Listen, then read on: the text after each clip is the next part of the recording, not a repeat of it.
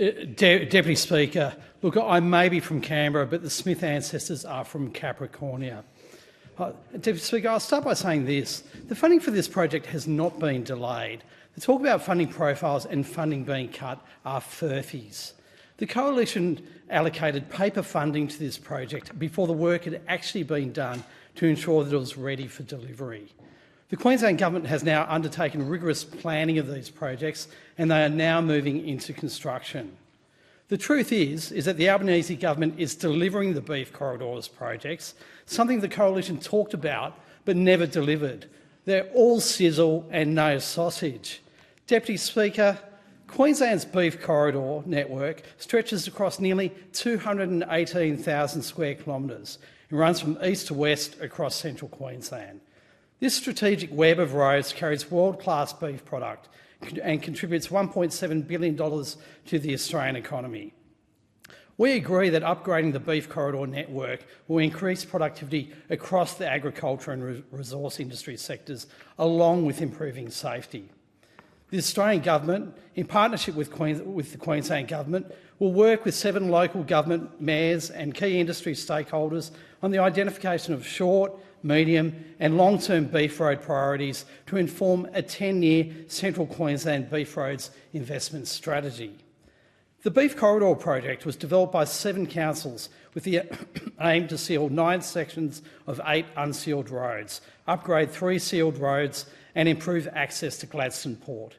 The $500 million project is funded 80-20 with the Queensland Government.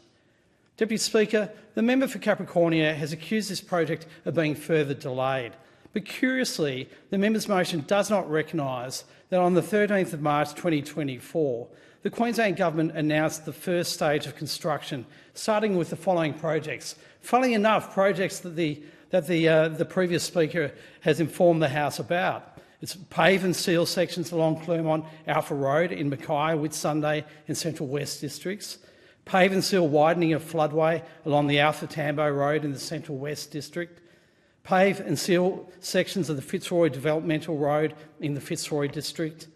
Pave and seal sections along Maydowns Road in the Mackay Whitsunday district.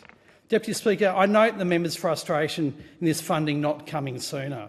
But I'd also remind the member that her party was in government for nearly a decade. The question should be, if the former LNP government believes so strongly in this project, and it is a good project, why was it relegated to an election commitment and not properly funded?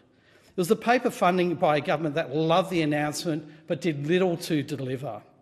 And I can understand the member would be so frustrated that they might have some beef with their own side on this issue. I mean, after all, politics is a high-stakes game. And the previous government had a particular penchant for making grand funding announcements and not delivering on them. Take the Molonglo Valley Bridge in my electorate.